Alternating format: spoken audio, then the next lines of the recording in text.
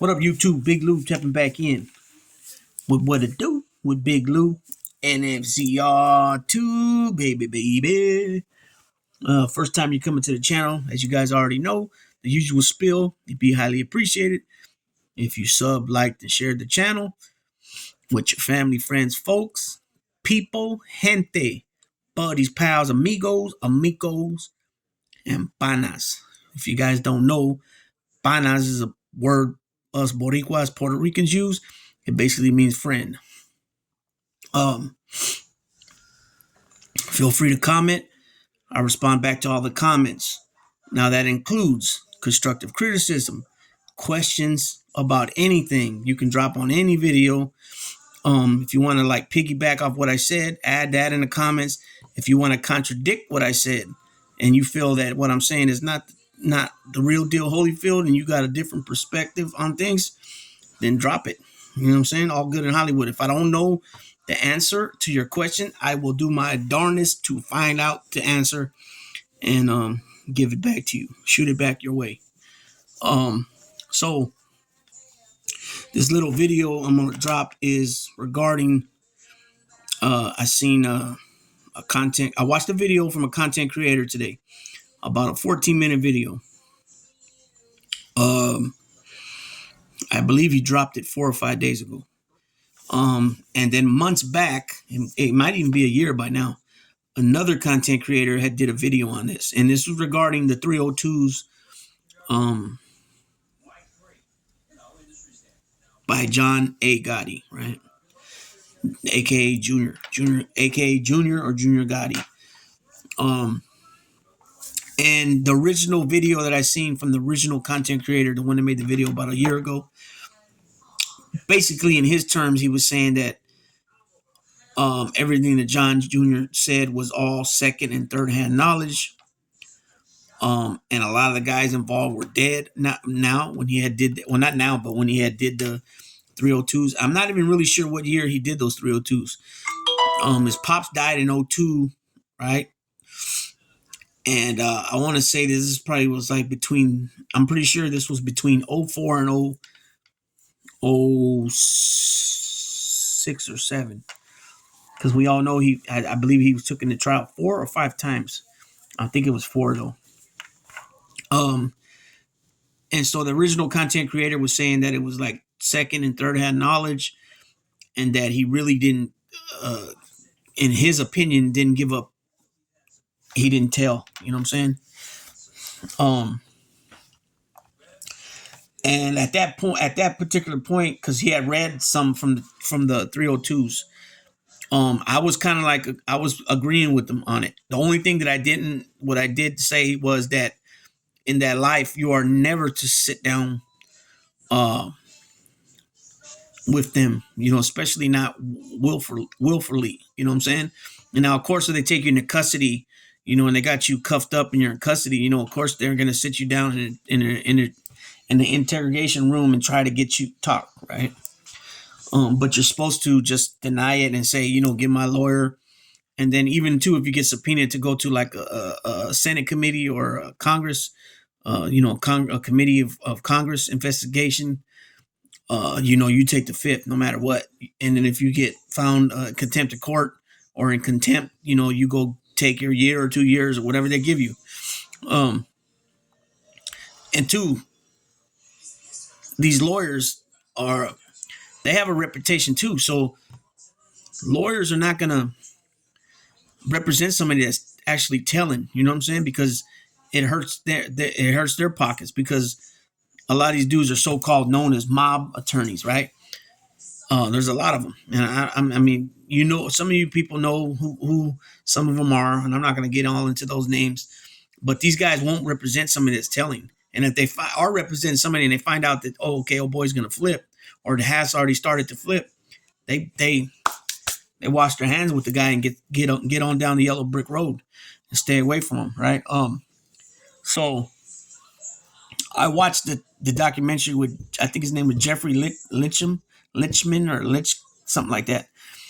And at one point, he was a young attorney when he first met John A. Gotti. He was a young attorney he was in the firm with Gerald Shargle, right? right? Shargale, I mean, excuse me. And he was talking about how when he met John Jr. then, and then when he met him the next time, years down the road, as his attorney, that he was a totally different dude. So I don't know if he was flamboyant, more like out there when he first met him, as far as like, look at me, little puppet type thing. You know what I mean? I don't know what he meant by that, other than, his attitude was different. He has said when he met him later down the road, he was a lot more calmer type cat, a lot more humble and stuff like that. And I believe that was after he did his little prison stint already, right? His bid, right? And so he didn't agree with John Jr. sitting down with the government, you know what I'm saying? But it was a strategy on John Jr.'s part. And they both admitted that, well, I don't know if they both admitted it later, but they gave you that type of hint. John Jr. definitely said it was ended up being a bad idea. He shouldn't have did it, because eventually they ended up taking him to trial, another, a total of 4 times or 5 times, whatever it was. And he got hung juries on 4 of them. But just think about the ton of money that he spent on that stuff, right? And again, in that lifestyle, you take an oath, right? You take an oath of you don't talk to cops, you don't turn on your friends, and that's all. When you go against both of those things, that's when the word, that 3-letter word that people like to use on the internet, social media too much, and they just throw it out there like it's like saying hello. They just are always saying it, right? And anyways, you guys know how I feel on that already. I've dropped videos on that about people standing in their own lanes, and really at the end of the day, they ain't gonna bust a grape. So anyways, back to what I'm talking about. So, you don't sit down with them, because on top of all that, when they do those 302's, there's no recorders involved. Whatever you're saying, these agents that are sitting across from you, they could literally jot down they could put anything they want. Like, in other words, if their interpretation of what you're saying is something else and not really what you're saying, and they're writing down whatever, it's not like they're going to shoot it to you and say, okay, read it now. Does this sound about right? What you meant? They're not going to do all that, And like I said, there's no recording device involved. So who really knows if they're jotting down really what you're saying, right? That's the janky part about all of it. That's why some of these law enforcement agencies don't want to be recorded during interrogations, because a lot of their tactics, what they do is janky as fuck. You know what I'm saying? And they lie. You know what I'm saying? So the way you alleviate that is you don't talk. That's just part of that oath you take. And so again, like I said, the original guy that I seen do a video on this, and he's, he grew up in the ghetto, he grew up in the hood, but he turned his, he went to college, he got an MBA. From my understanding, I think he has his own business. And he turned out well for himself. From some of the stuff that he said he grew up around, prostitution. He's seen a lot of dope fiends, growing up with nothing to eat. So he knows somewhat of that life. Now, as far as living that life as a street guy, thug, gangster, whatever you want to say, I don't believe he went down that road. Because he's done well for himself. Anyways, so his interpretation, and then once I started seeing some other things as far as like him needing to ask somebody else, like, what does this mean? What's that mean? What do you mean by when he said that? Obviously they're different cultures. They're from a different nationality. So of course the way of talking is going to be a little different. Now, like I said, I was somewhat on board of what he was saying. Okay, second, third hand knowledge. A lot of the people are dead now that he's talking about. And then, but I did agree, not with him, but with other people, that you don't sit down and talk with them. The part about it that I find a little strange is that his lawyer, knowing that how these lawyers' mentalities are as far as representing a so-called cooperator, right? They don't do it. So Jeffrey, I forgot how to pronounce his name. I know it's Jeffrey Lichman, I think it is, or something like that. He continued to be his lawyer. Okay. Then you had the old man ended up coming on and becoming his lawyer, Charles Carnesi, right? He's passed away now, R.I.P. Charles Carnesi. But he was an old school lawyer, and he had represented many gangsters, right? Matter of fact, I seen a clip of him. He was young, but you can tell it was him, and I think he was representing. I think it was. I think it was Wild Bill. I could be mistaken about that, but it was somebody from the life from one of the five families of New York City.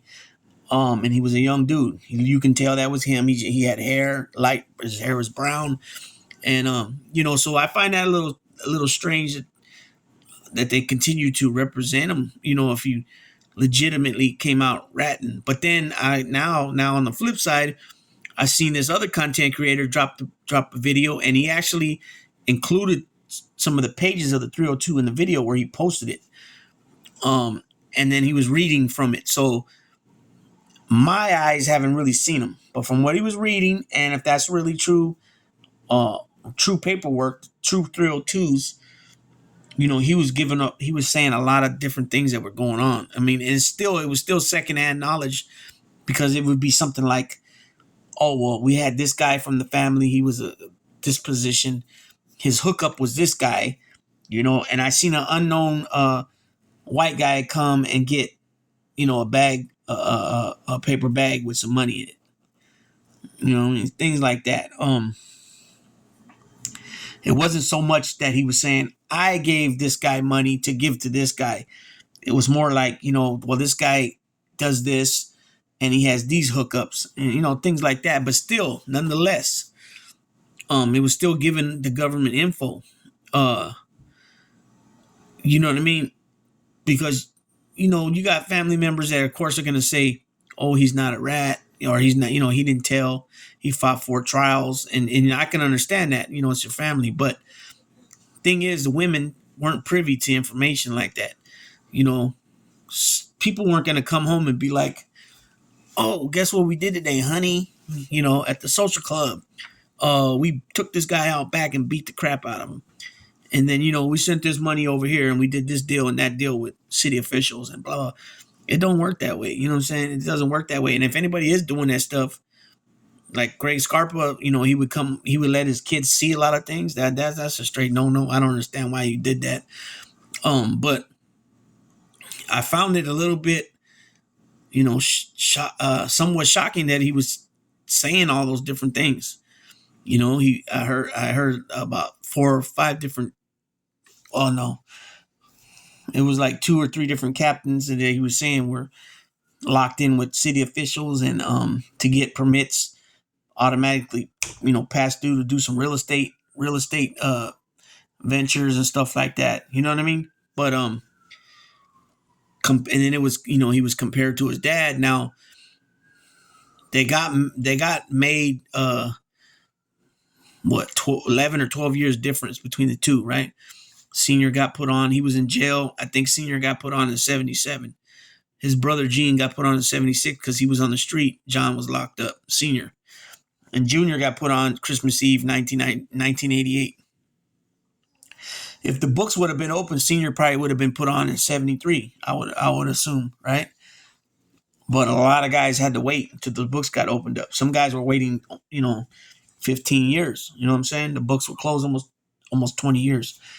And then they brought up Senior, how Senior died chained up to a bed, because that's what they do to you. Anytime you're in custody and you got to go to the hospital, you get cuffed up to the bed. I've been there 2 times. And I wasn't even convicted of nothing. So Senior was already convicted, doing a life sentence, plus who he is, right? He has throat cancer, ends up passing away. This content creator was like, he was chained to the bed. He could say, hey, I want to talk to get better treatment, more plush, in his last days. And he didn't. Now, one thing got to be understood about Senior was Senior wouldn't even assist his defense team in no type of way. Like, in other words, he wouldn't say things to him to help his situation out, or even help them get documents to help his situation out. He felt like that was a form of being soft. You know what I'm saying? Now, anytime you got co-defendants, you can't take a plea deal. I mean, unless it's a a group plea. You know what I'm saying? Like and usually when they give those, well, at least in state court, because I've never been to the feds, but usually, um, when they offer a plea deal like that for a group, more than one person, say there's 3 or 4 people involved, the DA will make it clear this is only going to be a deal if everybody takes it. If one person said they don't want to take it, then it's off the table. And so that's a lot. That's the thing that people need to that don't seem to realize, that when people would take a deal, and you had co-defendants, when you go ahead and say, okay, I'll take a 5-year plea deal or a 10-year plea deal, you're admitting guilt by doing that, and then it makes it look bad for the other ones, the other people that are fighting along with you. But if you have a boss like John, where he said, we don't take plea deals, you take it to the box, whatever the boss says, that's what goes. You know what I mean? Because Michael Francis came out here saying, I don't know where people get that. If you take a plea deal, you take a plea deal. And he's absolutely right. But if Carmine Persico would have said no plea deals, then Michael wouldn't have been able to take it. I mean, without repercussions, you know what I'm saying? Some type of disciplinary action. And so look at Senior's brother Gene and John Carniglia, who they go way back with him. They could have took, like, I think, an 8-year plea deal or 10-year plea deal, and it was a no. You take it to the box. That means, if you guys don't know what that means, taking it to the box means take it to jury trial all the way and leave it in the jury's hands. And they end up losing and getting 50 years. Well, actually, I think they got a hung jury on one, the first one, and then they were retried again, and they were given 50 years, and they did almost 30 on the 50, and they're both home now. Angelo Rosario was part of that. He ended up getting cancer and passing away. And so, same thing with John Jr. When they did that, the judge allowed him to go to wherever his dad was. I don't know if he was still in Marion, Illinois at the time, but the judge signed off on it, and he went over there and met with his dad.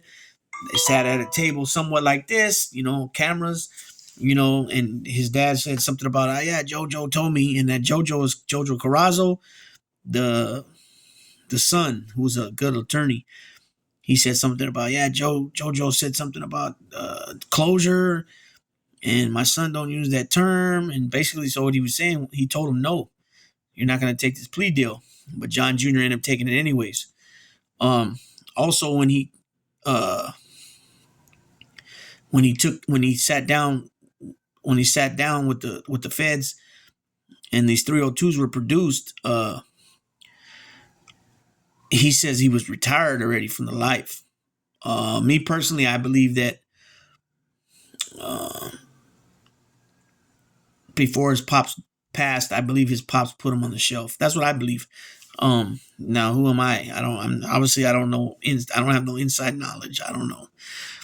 But he at that point in time, he was not functioning up under the CN no more.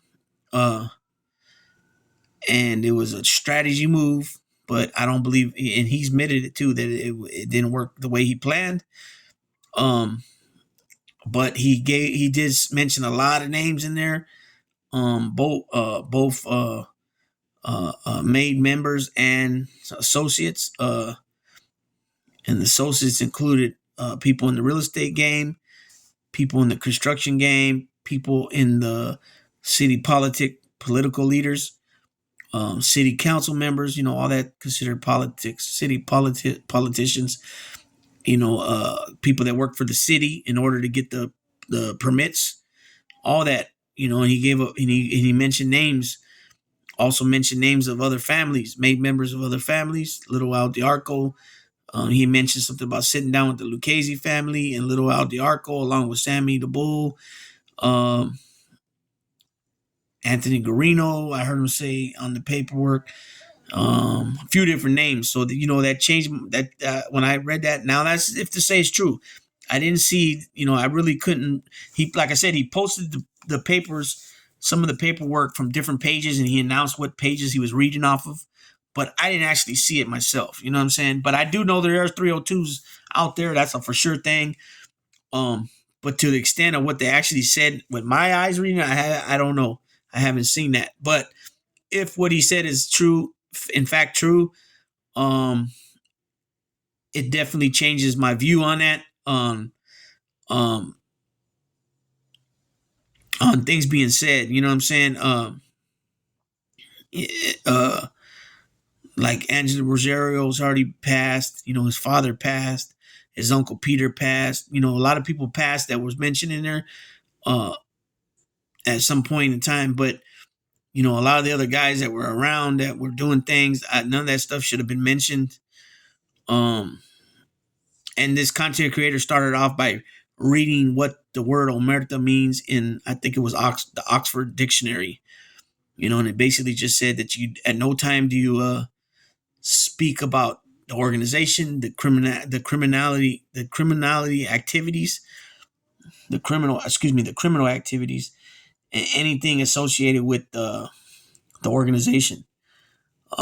So under those terms, and it being a rule, you know, it doesn't look good. You know, it doesn't look good. You don't break that code, right? I did a video on loyalty and commitment, and you're loyal, and both those words pertain here because your loyalty is to the oaths that you took, and the commitment is to the organization, right? The family you belong to, and the families in total, you know, because everybody that's took that oath is considered your brother. So it doesn't matter if you're on this side of the map or that side of the map. Anybody that's from either coast and all in between, all considered brothers, right? No matter what your position is within. Um, so yeah, I'm just gonna go as far as saying that. I'm not gonna even say that word because, like I said, I haven't seen it with my own eyes. But if any of that's true, what was said, it's definitely not a good look. But, and this is a big but, right? This individual, John Jr., is no longer functioning up under that umbrella, right? The CN umbrella, Cosa Nostra. He's not functioning up under that no more. He's not an active member. Um, and he admitted that it was a mistake for him to do that. The strategy that he had in mind did not work. Um, and that was his own words. So I'll go as far as to say that, and that it doesn't look, you know, it didn't look good. And I can understand why, if that's in fact true wordage, true verbiage of the 302's, I understand why people say what they say. But nobody was convicted from anything he said. I'm pretty sure nobody was arrested or convicted of anything he said. I've heard somebody mention Danny Marino's name. I know something was said in there about him, but as far as reason I bring him up in particular, I don't know if he was ever arrested or convicted from anything that he said there. Or Joe Watts, right? Because like I said, and that first content creator did a video, he did mention that it was second and third hand knowledge. So when he brought up Angelo Rosario and Joe Watts, some of it was what Angelo told him. And Angelo's gone. He's no longer living. But what I will say this, when it comes to Senior would not, like I said already, he would not assist his defense team, only to a certain degree. He felt that getting helping with documents and stuff like that was he wasn't okay with that, you know, and he took it to the box and he made it sure he ruled with iron fist when it came to that anybody that's in their family is to take it to trial, no plea deals. And the man died like a true soldier, right? A true believer of that life. And he's not the only one. You know, you got guys in there still right now that are old as heck. You got one guy that don't even know who he is, which is Vic Arena. You got Bobby Mana's in there, never opened his mouth. You got Vic Amuso in there. You had Nicky Scarfo, who passed recently. You had Carmine Persico, who recently passed. Both put in 30 years in this last time, 30 years plus. And then they did prison time before that. You got Jeannie Gotti and John Caniglia never opened their mouth. You got John Caniglia's brother who got put away recently. He never opened his mouth. You got a ton of guys. Frankie Locasio passed away in there. Who else you got? You got a lot of guys that just they don't open their mouths and say nothing. Louis Dodon's still in there. He got broke off. He's in there. He never opened his mouth. Who else you got? You got, from my knowledge, John Riggy, another one. John Riggy passed away in there. There's a lot of guys that passed that were in there that never opened their mouth. Frank Calabrese Sr., Chicago. Joey the Clown Lombardo, he passed away from Chicago. A lot of guys, man. A lot of guys never opened their mouth. But I'll say this, that the three main guys that decided to flip, it's got to be Joe Messino, Sammy the Bull, and probably, I'll probably say Joe Valachi because he was the first one. But then you had Angelo Leonardo from Cleveland, right? I think he was a acting underboss, I think, or he might have been an official underboss. He told sometime in, I think it was the 70s. And at that time, I believe he was the highest ranked member to ever do it until Sammy came along, right? Well, Leonetti and Sammy. And then Joe Messino just blew everybody away because he already had lost the trial and then, decided to do that. They were going to try to get him with the death penalty. And he decided to do what he did. You know what I mean? It seemed like to me, though, he did that to try to help his wife out, I think. You know what I'm saying? As far as being able to keep so much of their money, with some properties, stuff, sub businesses, things like that. But, was he scared to be put to death? Maybe that's what it is. I don't know. But now he's out. He's out. And, he what's kind of weird to me is that he was able to flip and wear the wire and MDC and get Vincent Bassiano on tape, on the wire, admitting to a murder, which I don't understand. This guy's lower on the totem pole than this guy, how, and the dude was involved in murders dating back to the 70s. You know what I'm saying? That's just weird how that works. It just shows how the government, especially with the Sammy deal, the Leonetti deal, the freaking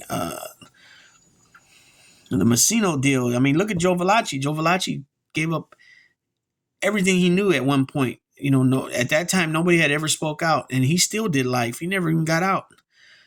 But you let these guys, Joe Messino's old now, and he's, I guess he's sick. You remember he was a big, heavy dude. So most guys that are heavy like that, usually have heart problems and diabetic and stuff like that. But it just shows what the government will do and the type of deals they'll make and the judges to go along with it. Because at the end of the day, the judges are the ones that get the timeout. You get all these letters of recommendation from DAs and the agents that were, your handlers and the guys that used to follow you around and document all your every move. They give these letters. I don't even know what the letters are called, but they shoot these letters to the judge, and the judge decides how much time to give out. It's not like state prison. The DA gives the deals, and they're the ones that come up with the time. So, they wanted John Gotti so bad, they would say, hey, you're involved with 19 murders? Oh, no problem. We'll give you these great letters, and we'll keep you at the Quantico, FBI headquarters, and you can stay in one of the apartments that the agent's supposed to stay in, and we'll let you go run, and we'll take you into town to eat dinner with your wife, and we'll take you into town to get haircuts. And just like, wow, is that really doing time? You know what I mean? Because you want a John Gotti that bad, and you're willing to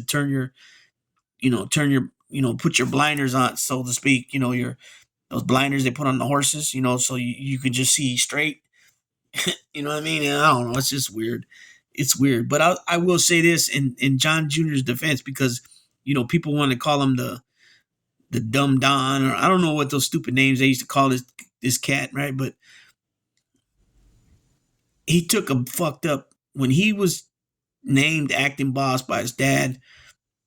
Sammy just flipped. The whole administration was wiped out, right? The dad, the underboss, which was Sammy by flipping. Frankie Loke was a consigliere.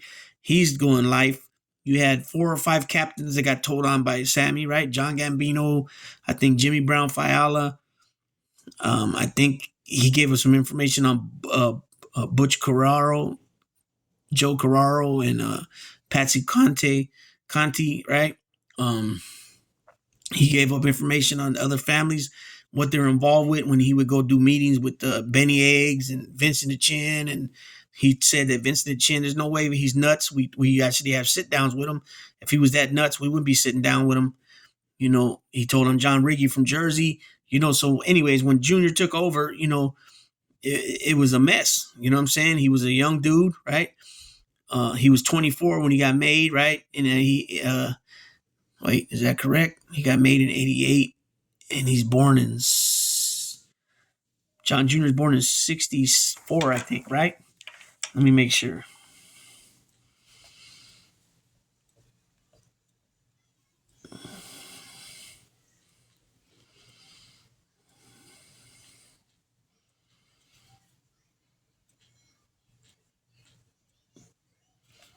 Let me make sure when he's born, because I want to. Okay, so he's 58 years old now, so that means he's born in 64, I believe. Let's see. Yeah, he's born in 64. So he got made in 88, which was 24 years old, okay? And then I believe by 1990, he was a copper regime, right? So he's 26 years old. That's still a pretty young man, right? And you got all this responsibility, right? So I honestly believe he did the best he could, and I believe he's a smart dude. I got nothing to back this up as far as facts wise, but I honestly believe that he is still living off the money that he made back then. That's what I believe. I believe he made a ton of money, a fortune, and this backs up by A. Liar and Mikey Scars saying that he had a bunch of safe houses with a bunch of cash all over New York, and I believe that he's still living. I believe he's still living off the money he made back then, and he went to 4 trials. Imagine how much that cost. That probably was at least $1 million or $2 million per trial, I bet. You know what I mean? And he fought 4 of them. And so you still gotta have the brains to run businesses, right? To be involved with things, and then not to mention you gotta have will. You gotta have you gotta be disciplined in order to save money, because a lot of guys will just blow it. They'll just buy whatever. And I mean by that is like clothes, jewelry. Some properties. You know what I mean? Obviously, real estate is worth money. That's a smart investment. But if you don't have the means to like back it up where you got the money from, especially in these type of cases, the government will just take them, right? So a lot of times cash like what Wu-Tang said, right? Cream, right? Cash rules everything around me. Cream, get the money. Dollar bill, y'all. So if you got cash put up everywhere, you're talking a couple $100,000 per location, if not more. So I honestly believe that he's living off of the money that he's made from the 90s. And I think you got to tip your hat to him as far as being disciplined in saving this money and not basically saving your money smartly. I'll just say it like that.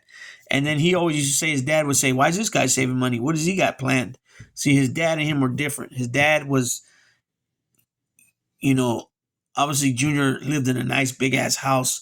Senior lived in the house that his father-in-law bought, or his stepfather-in-law bought for them to live in Queens. They continue to live in that house. He had a nice car, but I believe somebody bought that for him. One of the guys in the fam, in the Borgata. Was his family taken care of? Yeah. And did he have nice clothing and jewelry? Probably so. Well, we know he had nice clothing, but jewelry, I'm pretty sure he had some of that too. But he was more a guy he liked to spend. He'd go out. the nightlife, right? Like John Jr. said, Senior loved the New York City.